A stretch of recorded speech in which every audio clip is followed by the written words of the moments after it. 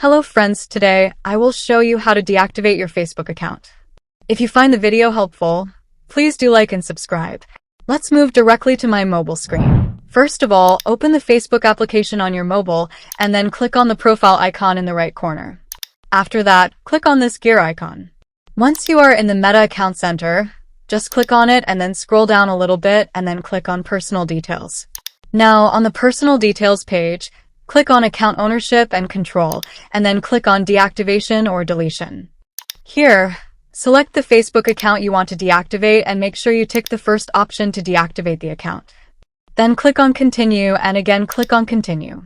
Here, you have to enter your Facebook account password, but if you do not remember your password, then click on Forgotten Password. Now you can receive a code in your email and in Facebook notifications. That code will be used to reset your password. I know you can do it. This is not rocket science. It is so simple.